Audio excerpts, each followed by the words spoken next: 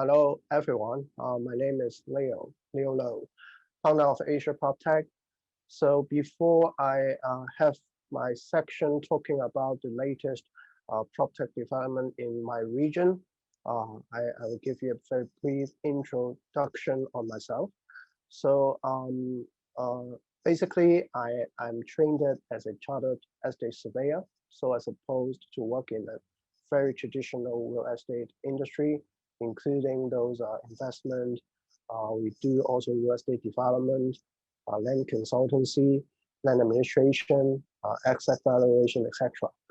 Um, the reason I started something in PropTech because I was seeing the industry is quite lagging behind. I mean, in terms of the innovation compared with other industries. So I started Asia PropTech some years ago. I'm happy to be here to share my views on the development of PropTech in my region lately. So let me share my screen first. So all right, so this is my presentation today. So I will in the next 15 minutes, I will go through the latest development of PropTech and construction tech, of course, in 2021. What are we missing, say, in this industry? So I mentioned I'm the founder of Asia PropTech. I actually established this in 2016 because I mentioned earlier. Because I was seeing that there was a gap, between the very traditional brick and mortar business and the innovative trend, happening in most of the Western European countries and also North America. At that moment of time, Asia, we had little people, talking about PropTech. So that's why I established this. Probably the very first PropTech dedicated community found in Asia Pacific region.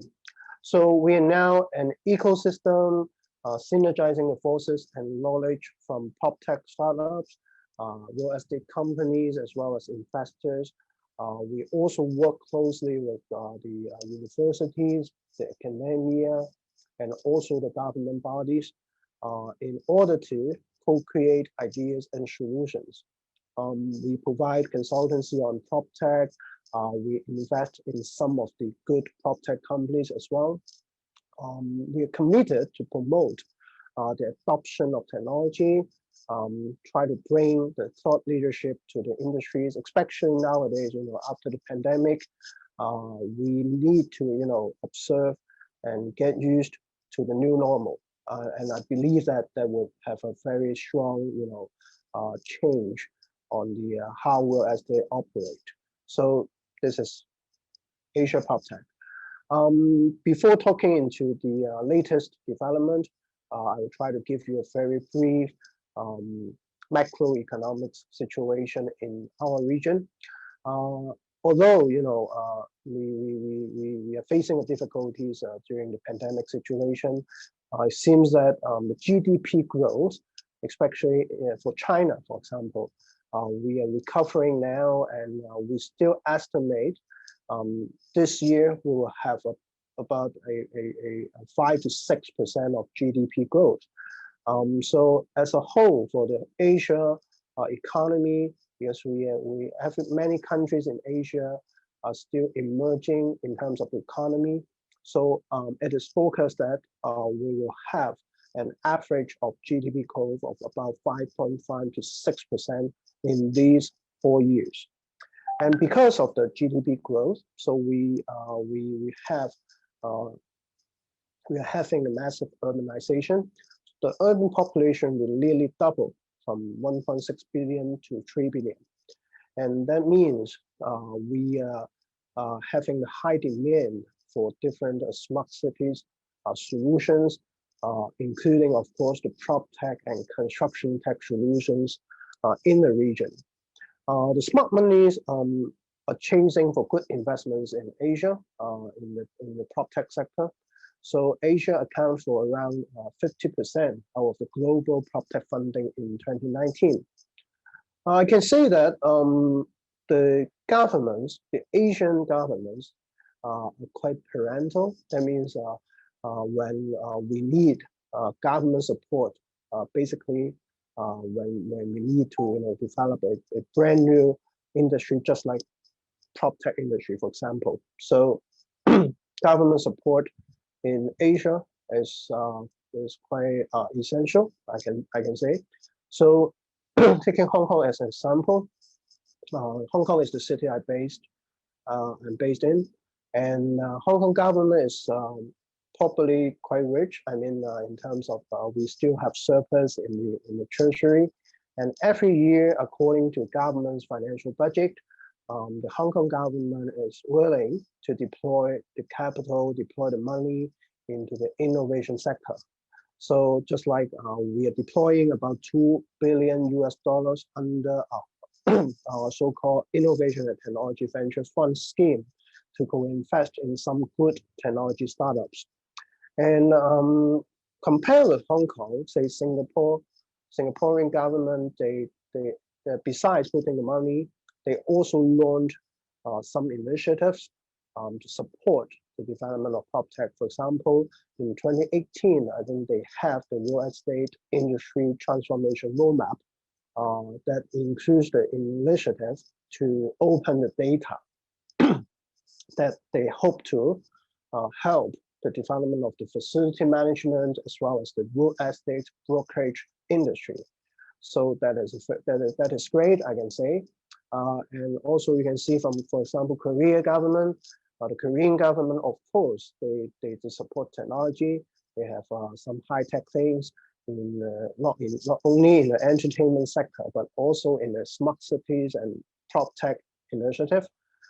They're trying to eliminate the asymmetry of information by offering better accessibility to the real estate data. And that's great to support the development of PropTech in our region. So talking about number of things, UNISU, having the statistics, you can see the numbers here.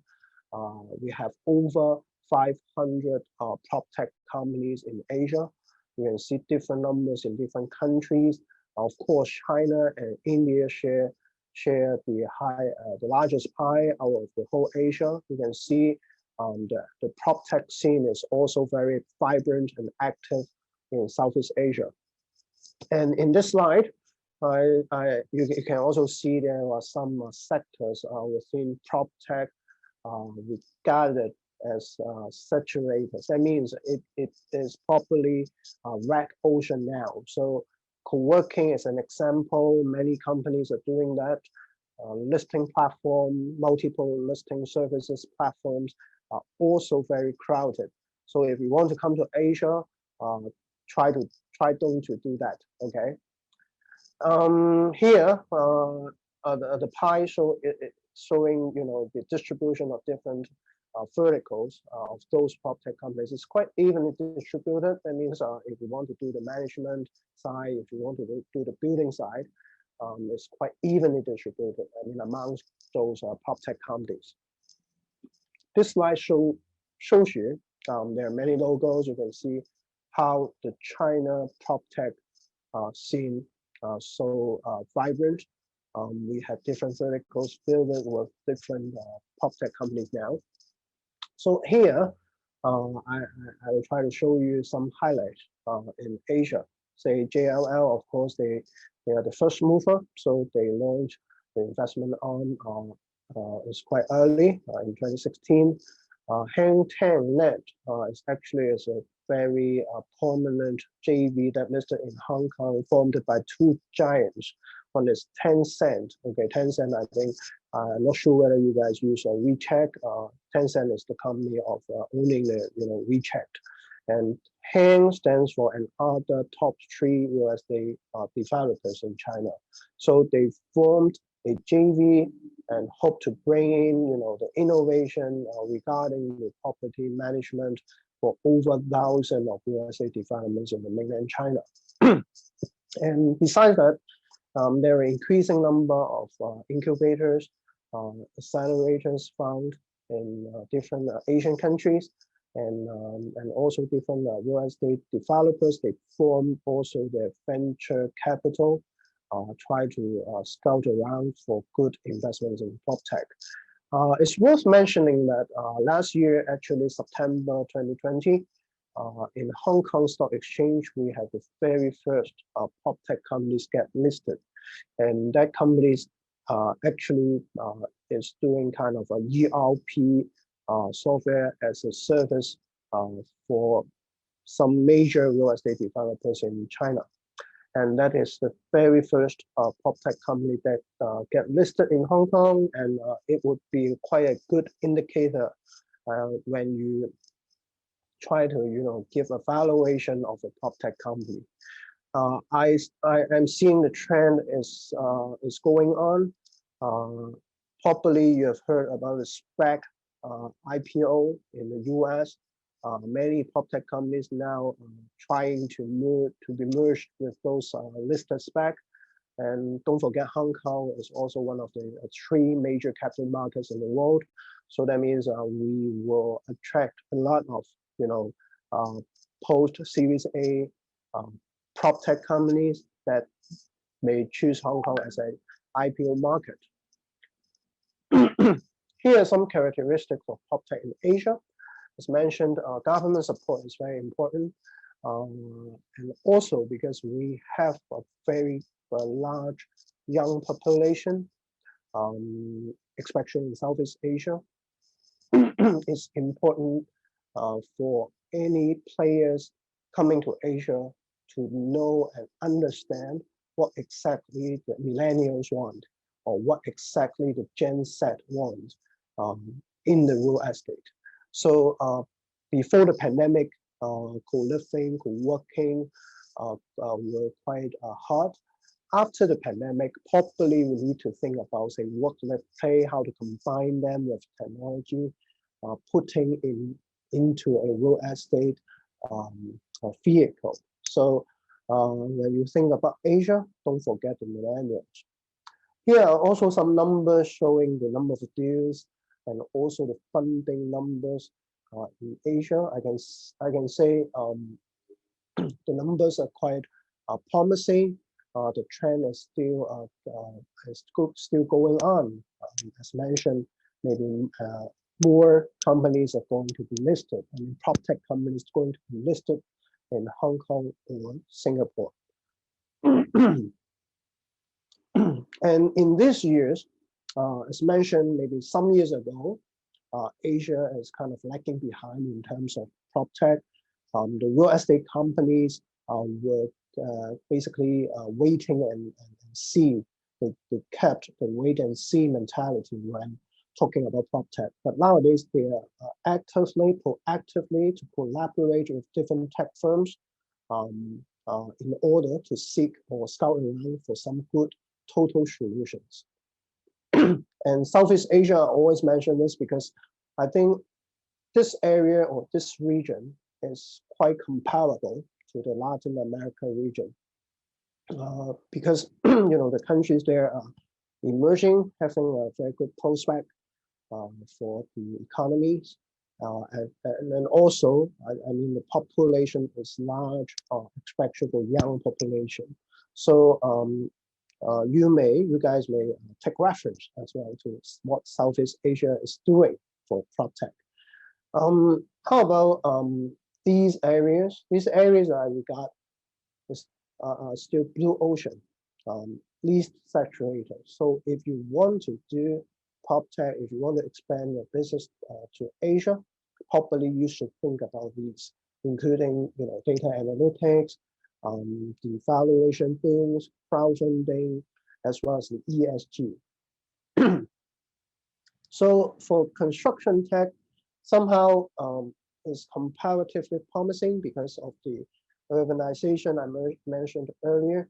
So we need advanced technology in construction areas, for example, modular construction. We need vertical integration. Regarding productivity, we need automation, robotics, etc. Some real estate developers in China, they have already started to invest in the robotics construction, for example.